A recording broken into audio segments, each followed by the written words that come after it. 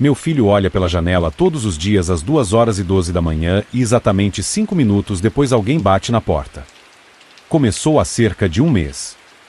Acordei no meio da noite, com muita sede.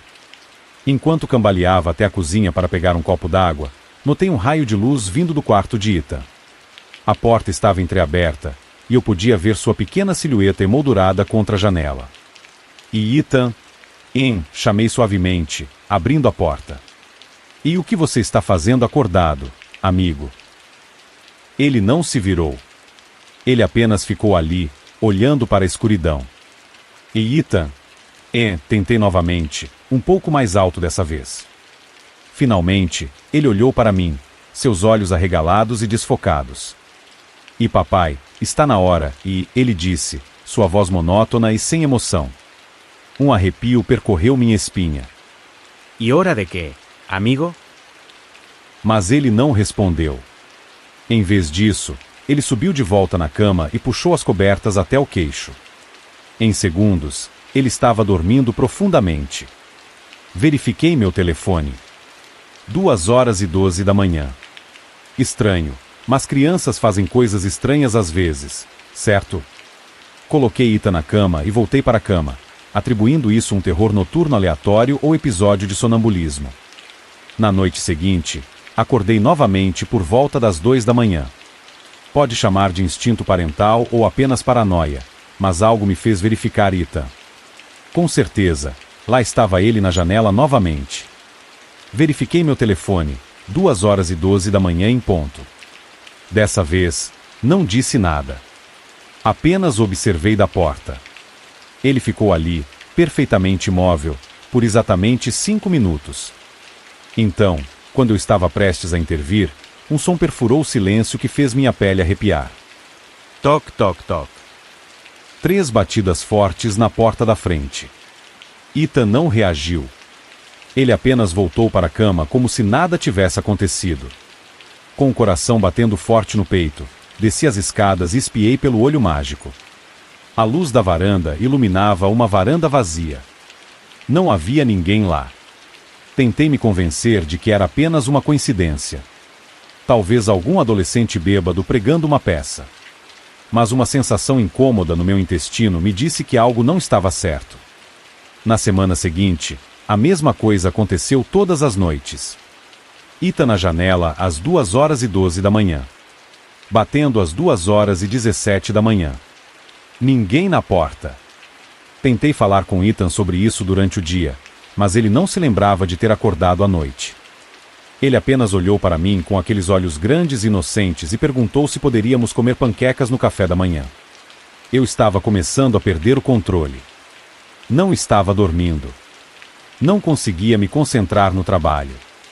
Toda noite, eu sentava na escada, observando a porta de Ethan, esperando pelas 2h12 da manhã com uma mistura de pavor e curiosidade mórbida. Uma noite, cerca de 10 dias depois, decidi fazer algo diferente. Às 2h10 da manhã, entrei silenciosamente no quarto de Ethan e fiquei ao lado de sua cama. Quando o relógio marcou 2h12, seus olhos se abriram de repente. Ele se sentou, mas quando me viu, congelou. E papai, ele sussurrou, e você não deveria estar aqui. E por que não, amigo? Perguntei, tentando manter a voz calma. Porque, ele disse, olhando rapidamente para a janela, e ela está esperando. Minha boca ficou seca. Em quem está esperando, Ethan? Mas antes que ele pudesse responder, as batidas começaram. Só que dessa vez, não vinham da porta da frente. Estava vindo do outro lado da janela do quarto de Ethan. Toc, toc, toc. As batidas pararam tão repentinamente quanto começaram. No silêncio assustador que se seguiu, eu podia ouvir minha própria respiração irregular e as batidas frenéticas do meu coração. E Ethan, sussurrei, com a voz trêmula, e afaste-se da janela. Agora. Mas meu filho não se moveu. Seus olhos estavam fixos em algo lá fora, algo que eu não conseguia ver. Lentamente, deliberadamente, ele levantou sua pequena mão e a pressionou contra o vidro. Foi quando eu vi uma mão do outro lado da janela, espelhando a de Ethan. dedo longo e esquelético como una ennegrecida. A pele era pálida e serosa, como a de um cadáver deixado muito tempo na água. E Jesus Cristo! Gritei, me lançando para a frente para agarrar Ethan. Mas assim que meus dedos tocaram seu ombro, ele soltou um grito ensurdecedor que me fez cambalear para trás. A mão do lado de fora da janela desapareceu, e Ethan caiu no chão, seu corpo convulsionando violentamente. Eu o peguei, minha mente cambaleando de pânico. Quando me virei para tirá-lo do quarto, meus olhos captaram algo que me fez congelar no lugar. Ali, riscadas no vidro da janela, havia 5 palavras: vou pegar ele, John. Uma onda de pavor tomou conta de mim. Como diabos ele sabia meu nome? Corri escada abaixo com Ethan nos braços, tateando em busca do meu telefone para ligar para o 911. Mas assim que cheguei ao último degrau, todas as luzes da casa piscaram e morreram. Na escuridão total, ouvi algo que me deu arrepios na espinha. Arranhões. Arranhões. Arranhões. O som de pregos arrastando na madeira, vindo de todas as direções ao mesmo tempo. E papai, Ethan choramingou, seu pequeno corpo tremendo contra o meu, e ela está lá dentro agora. Corri para a porta da frente, minha mão livre estendida na escuridão. Mas quando agarrei a maçaneta, ela estava gelada e escorregadia com algo molhado. Puxei minha mão para trás, sentindo um líquido quente escorrendo pelo meu pulso.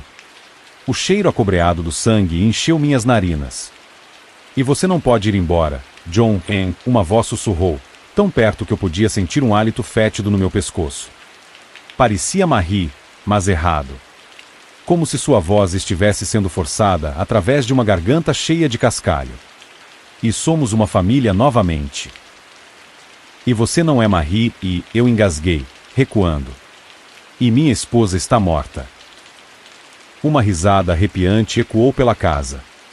Morto? Oh, John.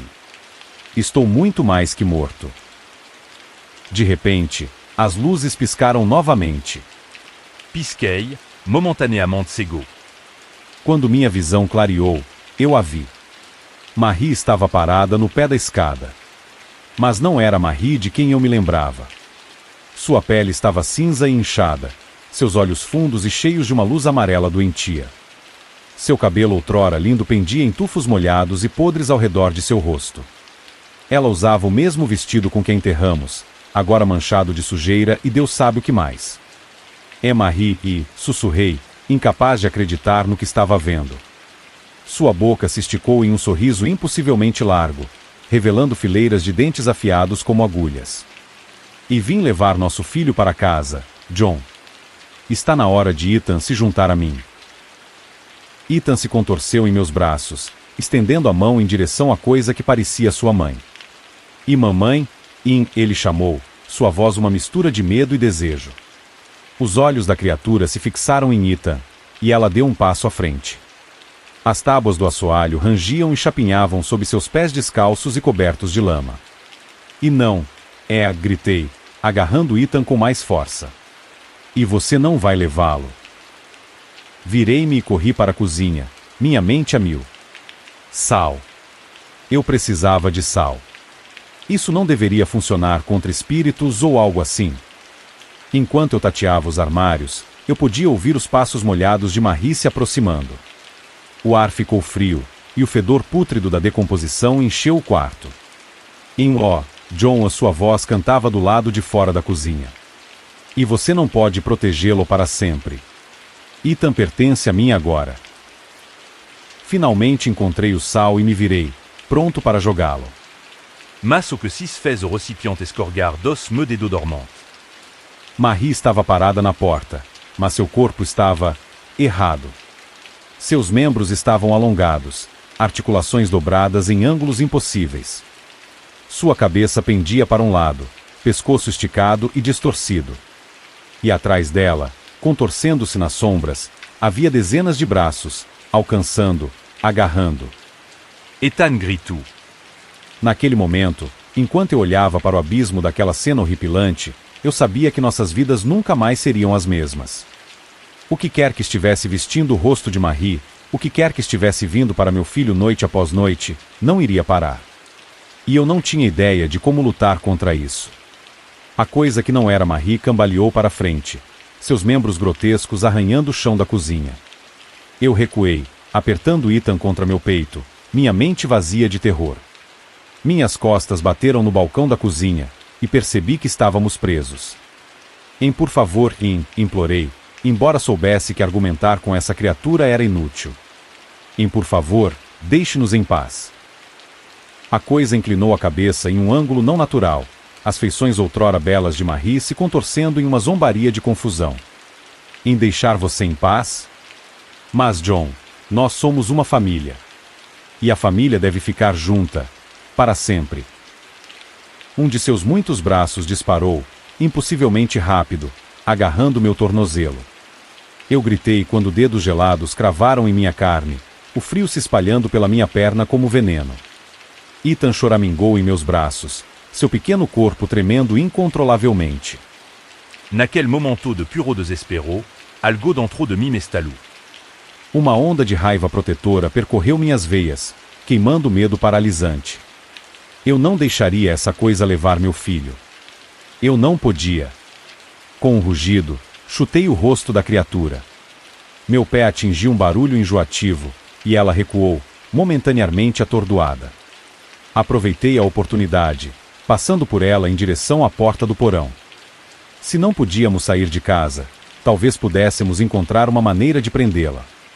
Bati a porta do porão atrás de nós e tateei em busca do interruptor. A lâmpada fraca piscou para a vida, lançando longas sombras pelo espaço desorganizado. Ethan se agarrou a mim, seu rosto enterrado em meu ombro.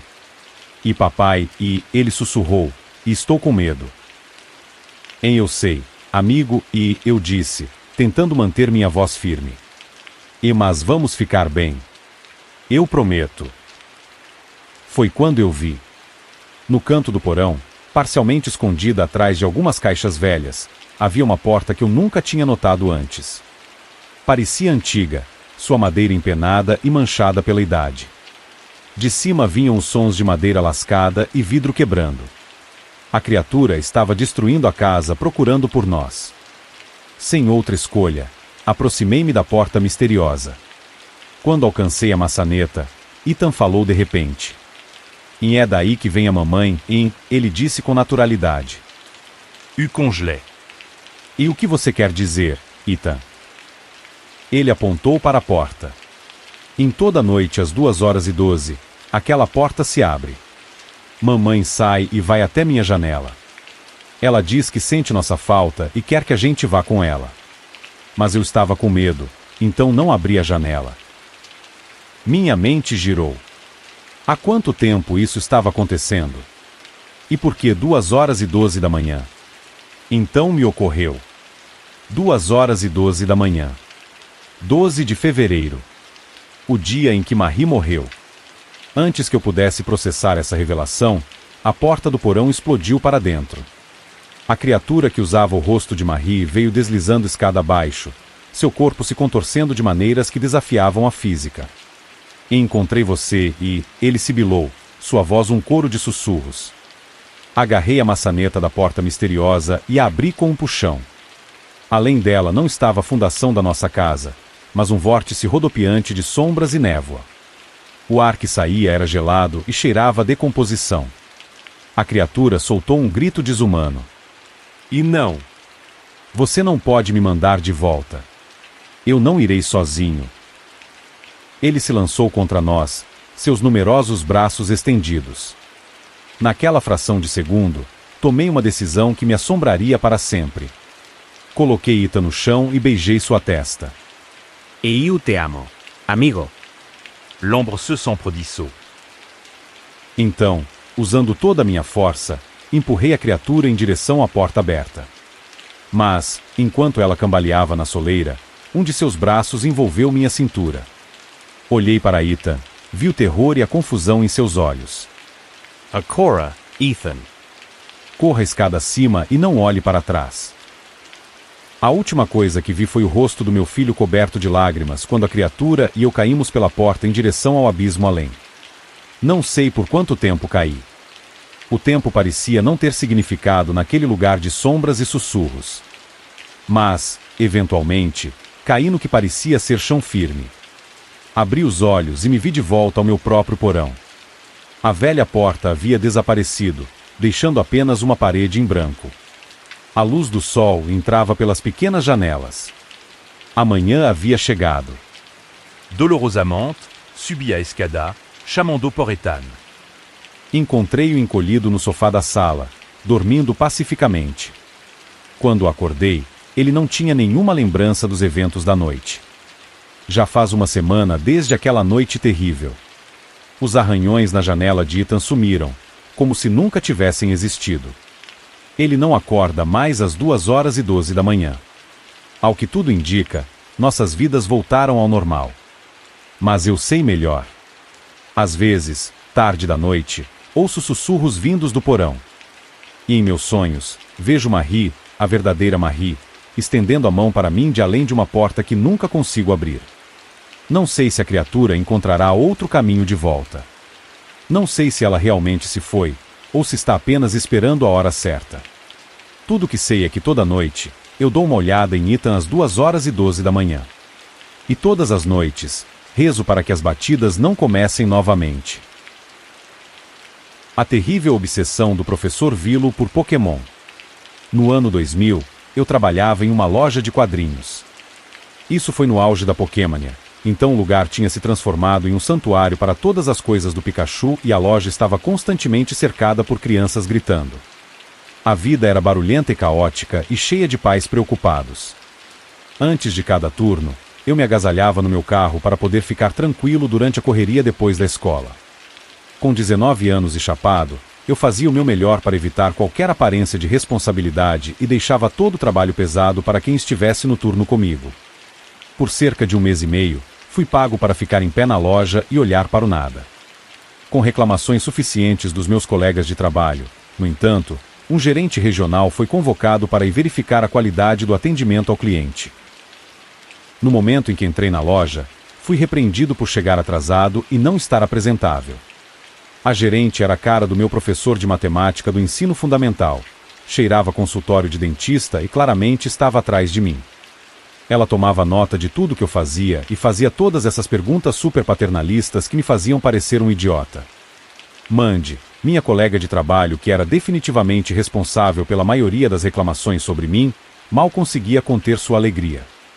Toda vez que o gerente me repreendia, Mandy continuava sorrindo aquele sorriso idiota que estava dificultando que eu mantivesse a calma. Para parecer ocupado e principalmente para me afastar de Mandy, pedi licença para ir e falar com os clientes. Foi assim que conheci o professor Henry Vilo. Não sendo uma criança ou um pai, Vilo se destacou da multidão de nossa clientela habitual. Eu tinha visto na loja algumas vezes antes. Um sujeito pequeno e careca com uma camisa social e óculos. Ele parecia estar matando tempo antes de pegar o ônibus para o acampamento de matemática para adultos. Vilo nunca comprou nada. Toda vez que ele entrava na loja, ele apenas olhava para o grande pôster dos 151 Pokémon em completo silêncio.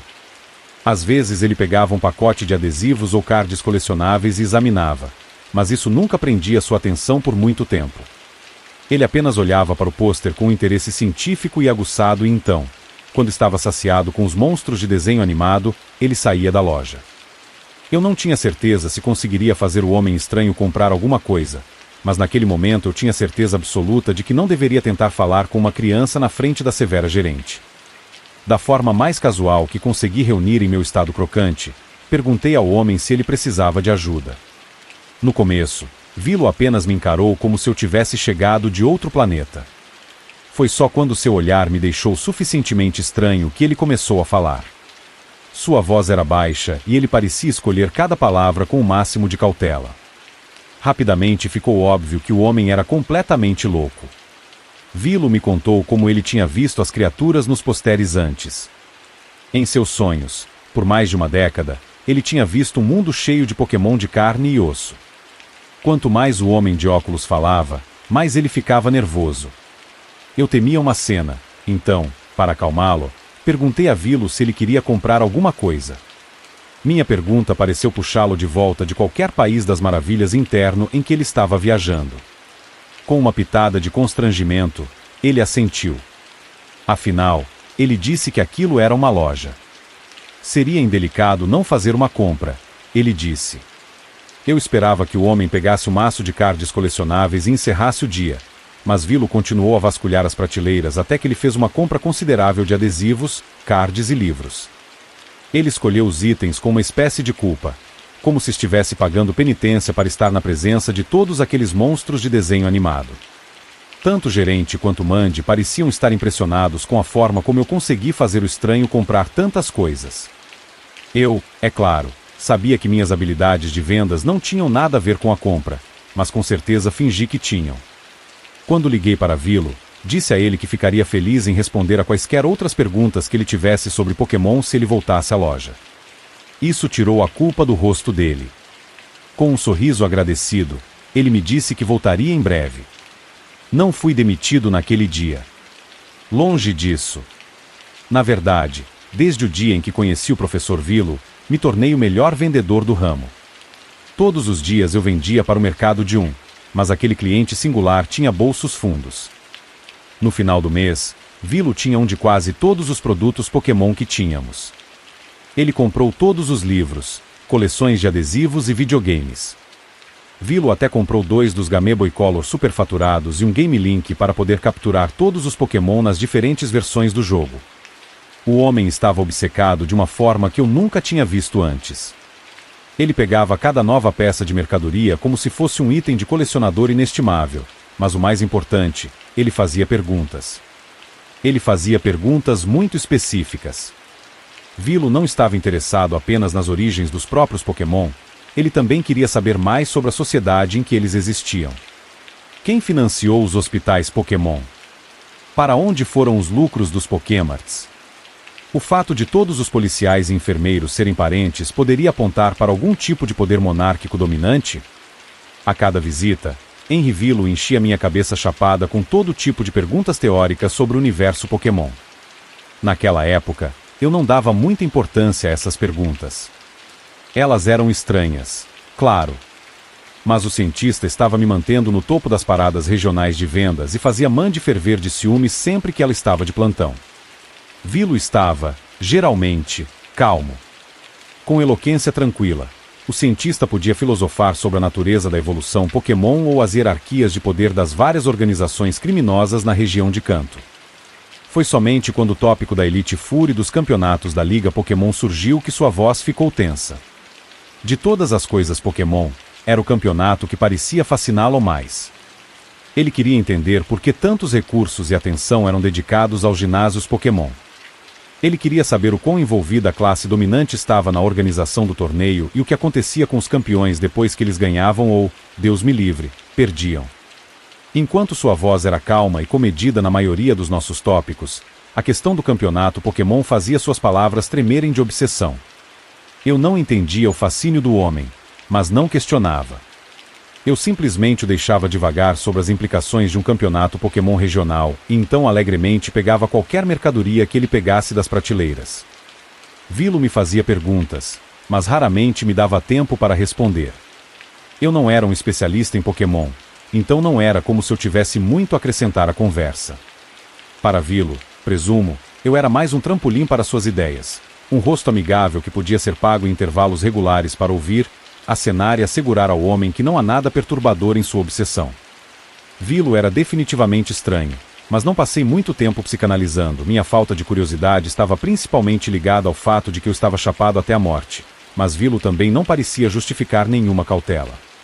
Ele era baixo, magro e geralmente tímido. Parecia inofensivo.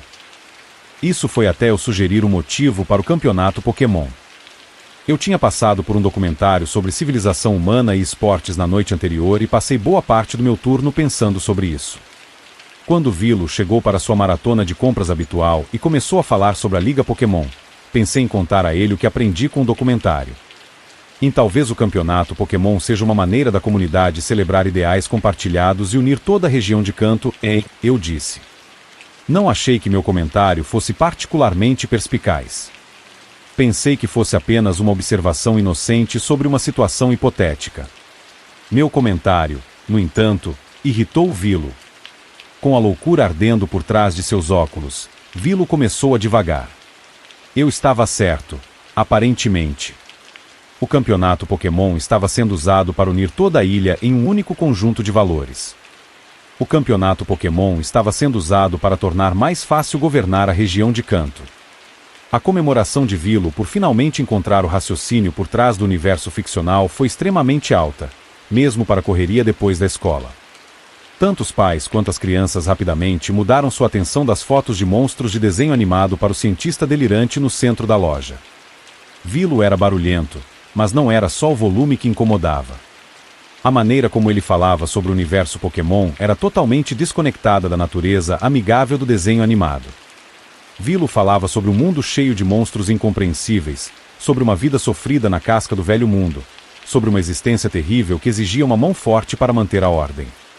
Vilo falou sobre o mundo dos Pokémon em termos apocalípticos, o que deixou todos ao seu redor desconfortáveis.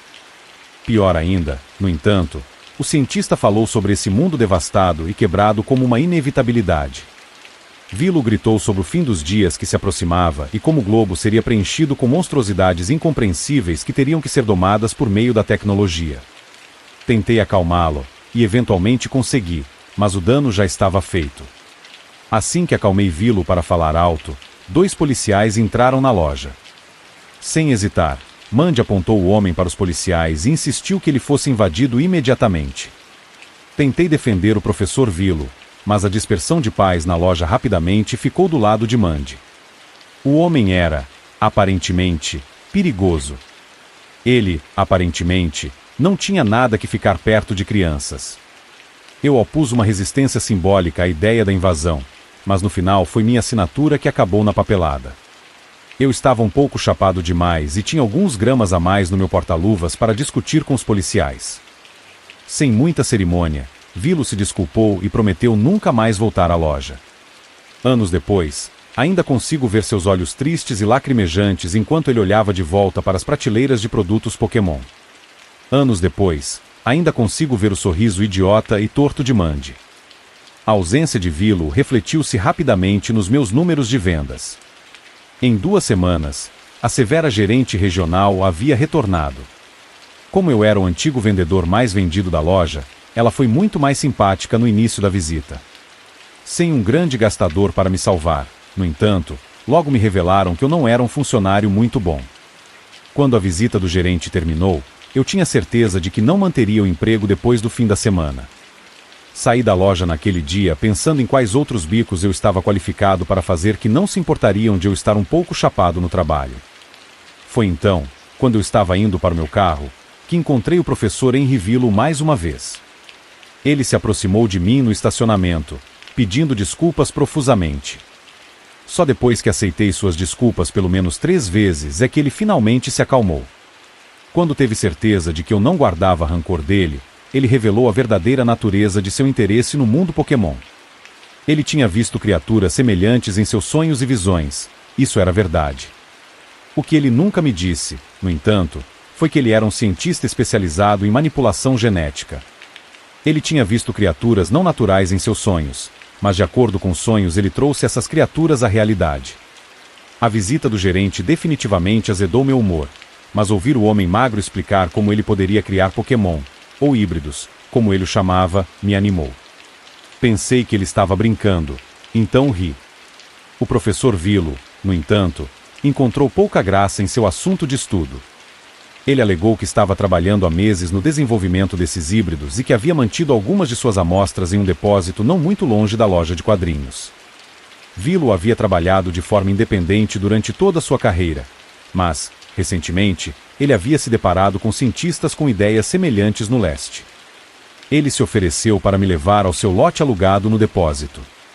Ele se ofereceu para me provar que seus híbridos eram reais. A perspectiva de ver Pokémon pessoalmente era atraente o suficiente, e eu estava prestes a aceitar. Mas antes que eu pudesse concordar em me juntar a ele, o cientista mostrou fotos Polaroid desses supostos híbridos. Ele deve ter colocado umas 20 dessas fotos frágeis em minhas mãos, mas não vi mais do que 5. Elas eram muito perturbadoras. Só de olhar para elas meu estômago embrulhava. Embora eu estivesse olhando apenas fotos, o suor recém-semeado nas minhas costas me dava certeza de que eu estava olhando para algo claramente contra as leis da natureza. Fiz o meu melhor para esquecer o que tinha visto naquelas polaroides, mas me lembro de uma estranha criatura de 6 patas parecida com um gato, coberta por grossas videiras verdes. Lembro-me de um globo amorfo de carne cinza coberto por uma sinfonia de olhos de inseto que pareciam estar escondidos sob uma camada de arbustos. Lembro-me de um cachorro de aparência quase normal, envolto em fogo com magma quente pingando de sua boca alegre. Rejeitei a oferta do professor Vilo de ver seus híbridos naquela noite e não me arrependo da minha decisão. Por mais magro e inofensivo que o homem parecesse, havia algo claramente errado com as criaturas que ele havia desenvolvido. Deus sabe o que teria acontecido comigo se eu tivesse seguido o cientista louco até seu espaço de armazenamento naquela noite. Já faz mais de 2 décadas desde que tudo isso aconteceu e tento não pensar nisso. No entanto, de vez em quando, me pego pensando no que aconteceu com o professor Vilo. Eu me pego repetindo os eventos daquela noite na minha cabeça e tentando verificar o quão reais eram as criaturas que ele me mostrou. Com a pandemia, as guerras e o constante barulho de sabres nucleares nos últimos anos. Fico me perguntando qual a probabilidade de as visões do futuro do professor Vilo se concretizarem. Mente de asilo. Suponho que meu avô tinha gostos excêntricos. O lugar que ele chamou de lar perto do fim de sua vida era uma propriedade um tanto perturbadora que certamente assustaria a maioria das pessoas. Era um antigo hospício. Apesar do passado desagradável, ele falava sobre ela como se fosse a mansão mais luxuosa que você pode imaginar. Em vez de ficar assustado com ela, ele estava orgulhoso de possuir um prédio tão antigo e histórico. Ele a comprou por um preço muito bom, mas gastou bastante em restaurações. Quando ele faleceu, fiquei surpreso ao descobrir que ele deixou o prédio para mim. Alguns membros da família ficaram um pouco insultados por ele ter me dado em vez deles, mas a maioria ficou tão incomodada com o lugar que não se importou. Acho que eu realmente era sua neta favorita. Um dia, dirigi até lá para dar uma olhada no lugar, fazer um tour pelo prédio e decidir o que eu faria sobre o fato de que ele tinha acabado de se tornar meu. No começo, pensei que nunca mais me mudaria. Ao chegar à propriedade, fui confrontado com a monstruosidade de Arenito. O edifício era alto, elevando-se sobre a paisagem, com janelas ornamentadas e arquitetura gótica. Havia uma fonte de água circular na frente e uma grande torre de relógio na entrada. Lá dentro, havia vários corredores longos e vazios. Meu avô havia reformado a sala interna de abertura em uma sala de estar e reorganizado as coisas um pouco. Ele havia transformado as áreas do médico e da enfermeira em seu luxuoso quarto e quartos de hóspedes. A cozinha foi totalmente redesenhada com bancadas de granito caras. Em um cômodo, havia até um salão de bilhar. Ele realmente havia transformado este asilo sombrio em sua própria mansão pessoal. Fiquei um tanto impressionado. Na época, eu ainda morava em um apartamento apertado, então isso certamente foi um upgrade no que diz respeito ao espaço. Eu estava bem hesitante, mas eventualmente, decidi vender meu apartamento e me mudar para lá. Pode ser um pouco assustador, mas era muito melhor do que o lugar onde eu estava hospedado e não havia como eu deixar passar todo aquele espaço. Não é sensato olhar os dentes de um cavalo dado, eu acho. Levou um tempo para me acostumar, e aquecer o lugar era um pesadelo. Sempre que eu andava pelos corredores, estava congelando. No entanto, os quartos e outros cômodos eu podia aquecer com lareiras e aquecedores. Depois de um tempo, parei de vê-lo como em um asilo e o vi mais e mais como apenas uma bela casa que meu amoroso avô graciosamente me deu. Fiquei grato. A próxima parte é um pouco difícil de descrever, mas acho que é relevante.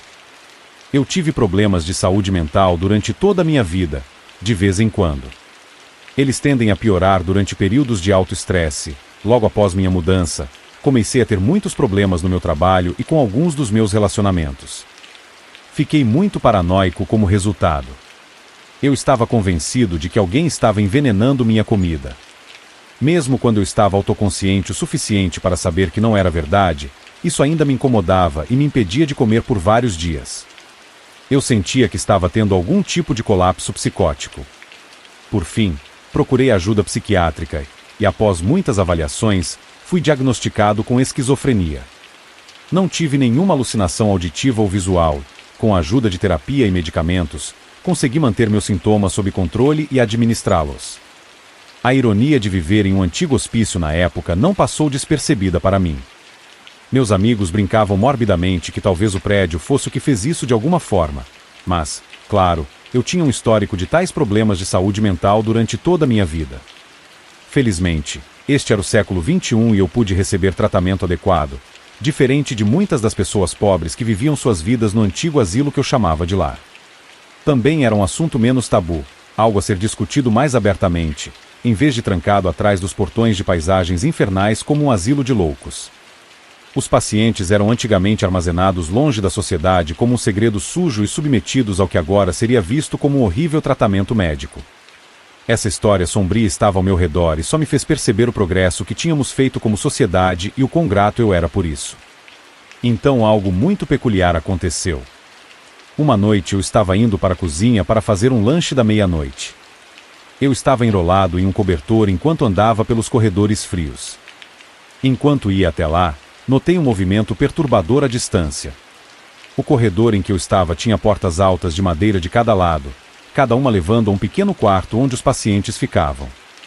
Quando olhei para a fonte do barulho, vi uma figura humana saindo por uma porta aberta. A figura se moveu pelo corredor antes de desaparecer por outra porta aberta mais abaixo. A figura era tão clara quanto o dia, uma pessoa parada ali, como você ou eu, não transparente como um espectro em um filme. Era uma mulher assustadora, usando uma roupa de enfermeira branca antiquada. Ela parecia algo saído de uma velha foto em preto e branco. Senti a sensação ameaçadora de que um estranho misterioso estava em minha casa. Eu parei no mesmo instante. A mente é uma coisa estranha e pode pregar peças em você. Eu saberia disso mais do que a maioria. No começo, eu levei o que estava vendo pelo valor de face, mas quando pensei mais sobre isso, me perguntei se poderia ser um produto da minha doença mental. Eu nunca tinha tido alucinações visuais antes e estava tomando meu remédio. Será que eu realmente estou vendo isso? Pensei. Cautelosamente, dei alguns passos à frente no corredor frio e escuro. Como se fosse uma deixa, a enfermeira surgiu da porta no final do longo corredor.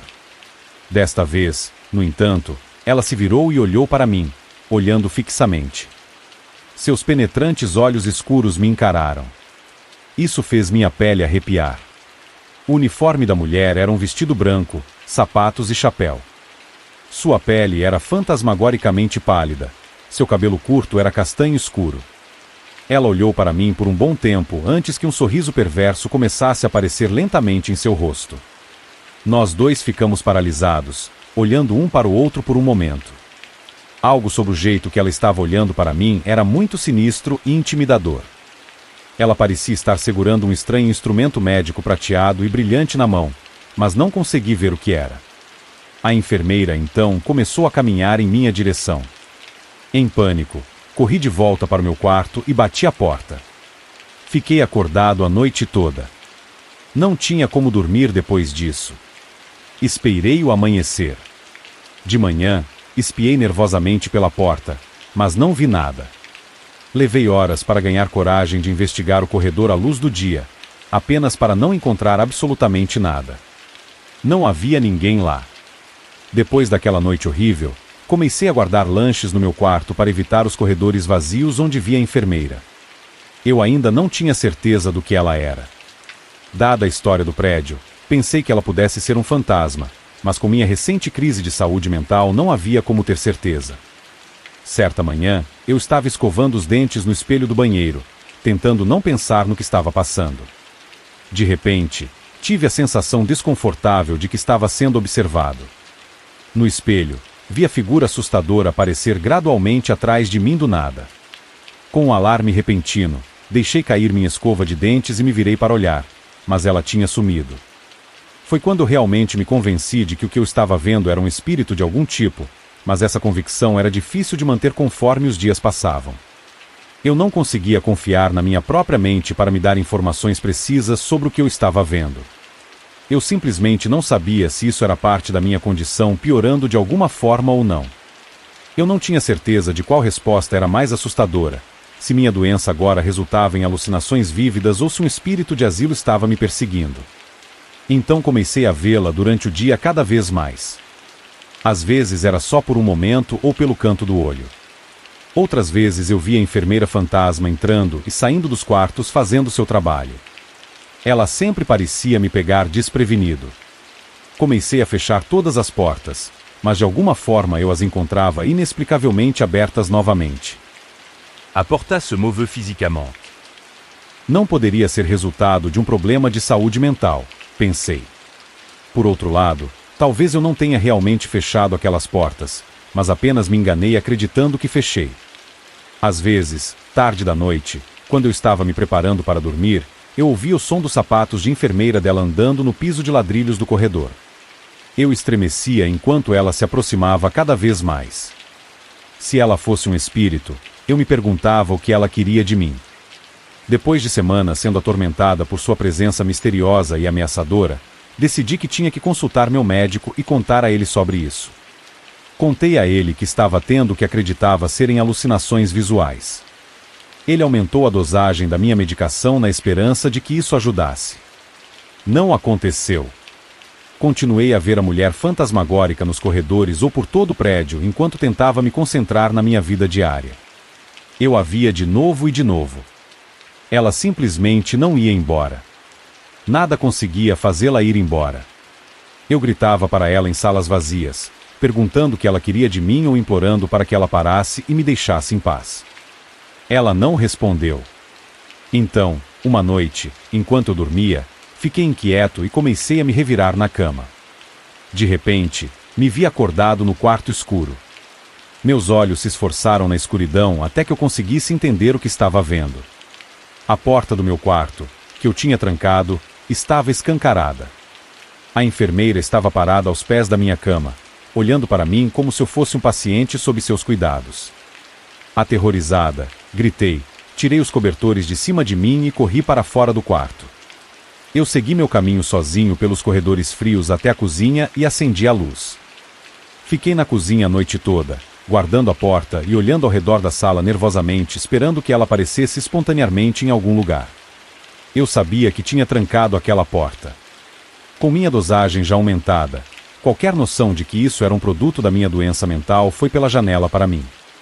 Eu precisava pesquisar mais sobre a propriedade para ver se havia alguma maneira de descobrir com o que eu estava lidando. Eu sabia que meu avô tinha um fichário com informações que ele havia coletado sobre o antigo asilo. Ele já havia mencionado isso para mim antes, eu só precisava encontrá-lo. Passei o dia vasculhando o armazenamento até que finalmente o descobri em uma velha sacola no fundo de uma pilha de caixas de papelão. O fichário estava cheio de recortes de jornais e documentos sobre o lugar, desde a época em que estava sendo construído até o momento em que foi fechado e vendido. Havia até cartas e correspondências entre a equipe em suas páginas. Aprendi sobre a história sombria do asilo e sobre o tratamento ruim e a desumanização dos pacientes de lá. Para acalmar os pacientes, às vezes eles os colocavam em banhos de gelo, que eram banheiras cheias de gelo para acalmá-los. Eles também faziam terapia de eletrochoque em pacientes supostamente indisciplinados. Mas o pior de tudo foram as muitas e horríveis lobotomias transorbitais, feitas com ferramentas semelhantes a um picador de gelo e um martelo. Lobotomias já foram consideradas uma forma útil de tratamento para várias doenças mentais, incluindo esquizofrenia, toque, depressão, ansiedade e explosões violentas. Às vezes, os parentes do paciente simplesmente não queriam lidar com eles por qualquer motivo, então, os internavam ou os lobotomizavam. Qualquer um considerado anormal e estava em risco. Às vezes, essa era uma maneira fácil para o marido se livrar de sua ex-esposa. O procedimento resultou essencialmente em danos cerebrais permanentes no córtex pré-frontal e deixou o paciente como uma casca zumbificada de si mesmo. Um picador de gelo de aço foi esfaqueado logo abaixo da pálpebra no osso fino dentro da órbita ocular. A ponta do longo picador de gelo prateado seria então golpeada com um pequeno martelo médico até que o picador cortasse o tecido cerebral. O picador foi então movido de um lado para o outro até que cortasse a conexão do lobo frontal com o tálamo. Sua personalidade, seu eu e sua capacidade de tomar decisões racionais foram destruídos para sempre. Às vezes, os pacientes ficavam bem acordados durante esses procedimentos e, às vezes, morriam de hemorragia cerebral. Os pacientes ficaram com expressões vazias e emoções severamente embotadas ou reduzidas. Os médicos os acharam mais obedientes e alegaram ter menos problemas com elas. As lobotomias continuaram no campo médico até o final dos anos 1960. Talvez fosse a pior coisa que você poderia fazer a alguém, como matá-lo, mas sem matá-lo. Logo descobri que havia uma enfermeira lá que era lendária pela quantidade de lobotomias que ela havia feito. O nome dela era Amélia e, se as letras forem verdadeiras, ela não era a mais legal das pessoas. Fiquei horrorizada quando virei a página e me deparei com uma foto do espectro que estava me assombrando, parada do lado de fora, na escada da frente do prédio, com as outras enfermeiras. Olhando em seus olhos escuros e odiosos, tive certeza de que era ela, cada detalhe combinava. O espírito que eu havia encontrado era o da cruel enfermeira Amélia, que trabalhou aqui no início do século XX. Não querendo ficar sozinha ou no prédio depois de ler isso, perguntei a uma amiga próxima se eu poderia ir até a casa dela. Expliquei um pouco do que estava passando na medida em que pude sem parecer muito desequilibrada. Sendo uma amiga de verdade, ela concordou que eu poderia ficar aqui esta noite para não ficar tão assustada. Fiquei imaginando quão cara seria uma longa estadia em um hotel até que eu pudesse encontrar outro lugar para morar. Cheguei na casa dela e conversamos na sala por um tempo. Mostrei a ela o fichário e contei o que estava vivenciando. Foi bom ter alguém para conversar e ela me fez sentir muito mais confortável. Sair daquele hospício deprimente certamente me deixou de bom humor também. Contando toda a história em voz alta para outra pessoa, comecei a duvidar um pouco de mim mesma. Tudo parecia inacreditável demais para ser verdade. De repente, meu amigo perguntou: "E você ouviu isso?" Eu escutei atentamente. Nós dois ouvimos o som de sapatos em piso duro. Vinha do corredor que levava ao quarto da minha amiga. Ela se levantou para investigar e eu a segui cautelosamente de perto. Olhando para o corredor, nós dois vimos a figura fantasmagórica de uma enfermeira de cabelos escuros. "E você vê o que eu vejo, certo?" Eu perguntei. Meu amigo, incapaz de formar palavras, assentiu. Nas mãos da enfermeira, ela segurava um picador de gelo e um martelo de prata. A enfermeira Amélia apenas olhou para mim e deu um sorriso agourento. Naquele momento vi que meus piores medos eram justificados e não havia mais nenhuma ambiguidade. Eu sabia então quais eram suas intenções para mim, e sabia que não me livraria dela. Ela deve ter me ouvido mencionar algo sobre meu diagnóstico enquanto eu estava morando no antigo asilo. Ela sabia sobre minha condição, e pretendia usar suas ferramentas para consertá-la, do jeito antigo.